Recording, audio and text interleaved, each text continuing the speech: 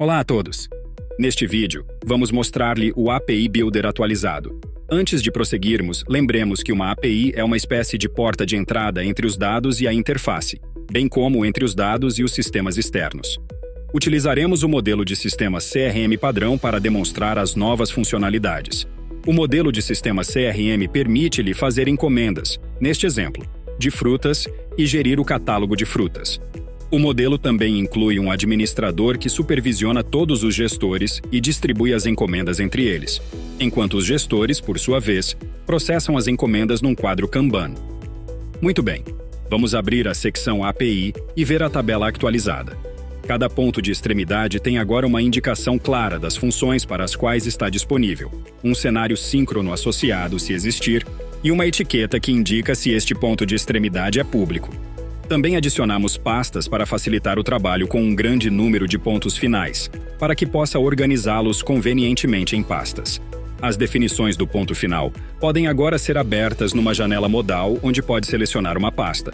Vamos colocar este endpoint na pasta Admin API. Ótimo! Vamos criar um novo endpoint. Será um ponto de acesso à estrutura Itens, frutos no catálogo. Adicione o nome do endpoint, a sua descrição e, em seguida, configure as regras de acesso. O ponto final pode ser público e acessível a todos na internet, ou pode ser acessível apenas a utilizadores registrados ou a utilizadores com funções específicas. As funções devem ser separadas por vírgulas. Pode verificar o aspecto dos filtros no código e editá-los, se necessário.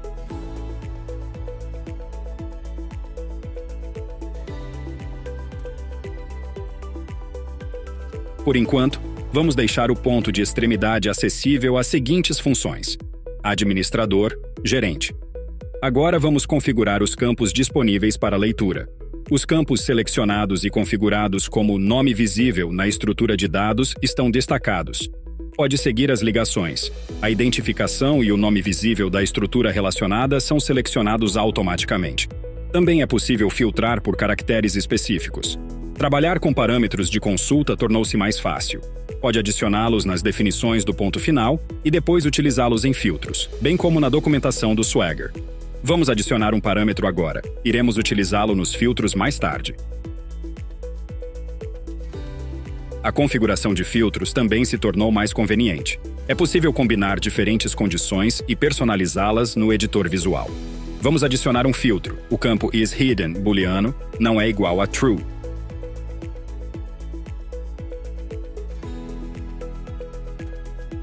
Também pode adicionar uma ordenação, por exemplo, ordenar os preços por ordem decrescente. Pode testar o ponto final diretamente na janela de edição e enviar um pedido GET ou POST. Vamos experimentar. Terá de preencher o ID do utilizador, uma vez que este não é um ponto final público. A resposta está aqui e pode ver 7 registros.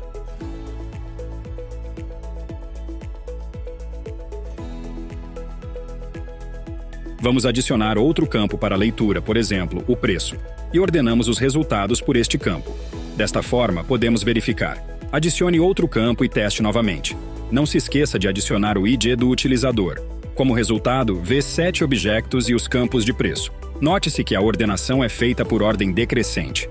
Tudo funciona corretamente. Vamos ver como podemos usar parâmetros de consulta em filtros. Já adicionamos o parâmetro preço. Agora vamos adicionar um filtro que indica que o valor do campo preço deve ser maior que o valor do parâmetro. Aqui utilizamos o modelo HTTP request.parametername. Como em muitos outros sítios, há aqui uma dica. Vamos ver se funciona. Pode ver que existem 0 objetos porque o parâmetro não está preenchido de todo. Vamos definir o parâmetro como tem. Agora haverá 2 objetos correspondentes. Agora vamos fazer com que, se o parâmetro não for definido,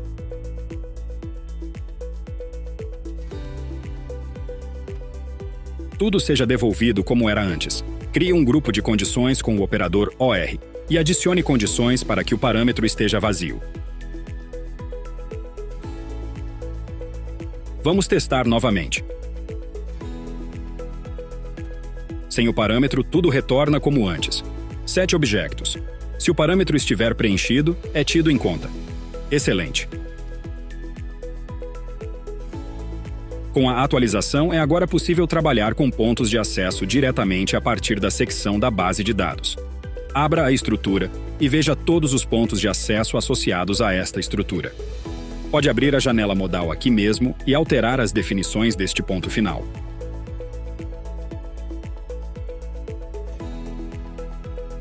Também pode criar um novo ponto final que será ligado a esta estrutura. Muito prático.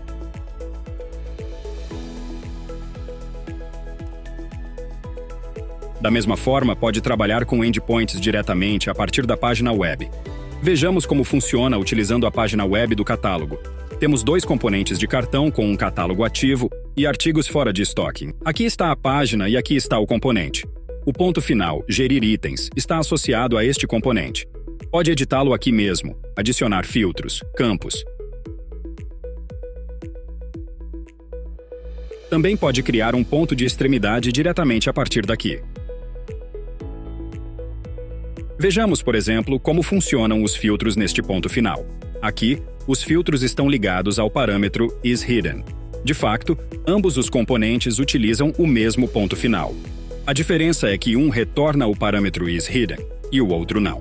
Como você pode ver, essa combinação de filtros retorna o resultado desejado. Num componente, todos os objetos com o campo isHidden, true, e no outro, todos os objetos com o campo isHidden não são iguais a true. Aqui os parâmetros do componente estão vazios. E aqui os parâmetros do componente isHidden são iguais a true, e o mesmo ponto final. Vamos tentar mover objetos entre componentes. Clique no botão, que é um botão de ação. Aqui, a ação é apresentada como uma lista pendente. Tudo funciona na perfeição. Vamos ver como testar o endpoint para escrever, ou seja, para criar um objeto. Adicione os campos que pretende na secção Campos disponíveis para escrita. Por exemplo, apenas um. Título. Depois, vá ao separador de teste do endpoint e selecione o tipo de pedido, POST.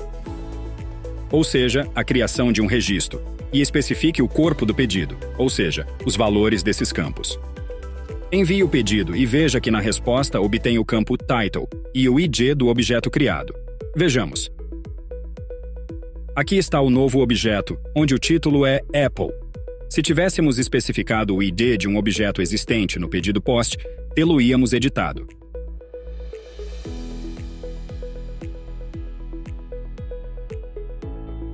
Vamos tentar. Adicione o ID para escrever. Isto é obrigatório para editar objetos. Pode obter o ID na barra de endereço.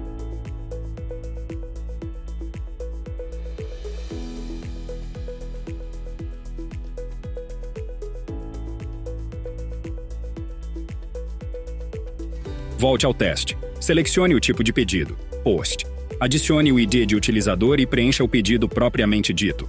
O ID que copiou e o título que pretende editar, por exemplo, Teste Apple. Pronto. Envie o pedido.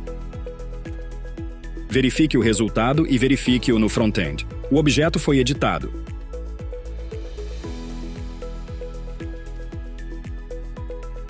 Excelente. O mesmo pode ser feito com outros campos. Por exemplo, se precisar de um ponto de extremidade para eliminação, normalmente o objeto inteiro não é eliminado, mas apenas o valor do campo pelo qual é filtrado é definido como true. Por exemplo, no nosso caso, o valor isHidden, está oculto, é igual a true, verdadeiro. Vamos testá-lo. Edite o objeto e veja no front-end que ele desapareceu porque o ponto de extremidade o filtra, mas apareceu noutro componente. A única coisa é que escrevemos por cima do campo Title, ou seja, enviamos-lo vazio, por isso mudou.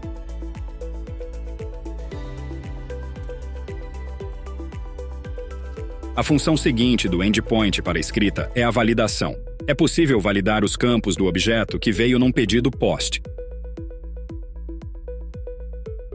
Por exemplo, pode acrescentar que o preço deve ser superior a 10.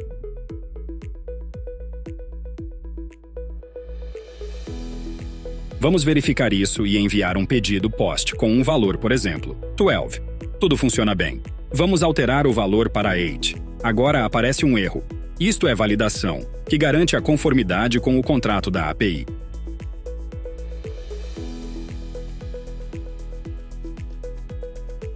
Outra nova funcionalidade é o preenchimento automático de campos num pedido POST. Temos 3 valores que podemos armazenar automaticamente em determinados campos. Vamos adicionar alguns campos à estrutura itens. O primeiro campo é quem alterou. Este campo será automaticamente preenchido com o ID do utilizador que fez o pedido, e mais 2 campos, parâmetros e cabeçalhos. Estes são campos JSON.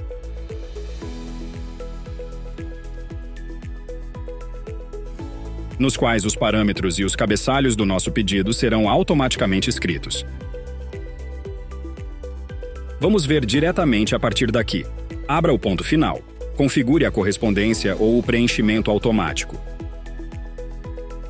O ID do utilizador será escrito no campo WhoChanged. Os cabeçalhos serão escritos nos campos Headers e os dados do URL, ou seja, os parâmetros no campo Parameters. Vamos fazer um pedido POST e verificar como estes campos são preenchidos automaticamente.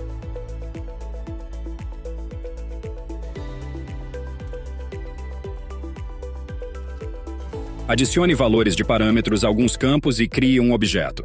Vejamos a estrutura. Aqui está o nosso novo objeto, melancia.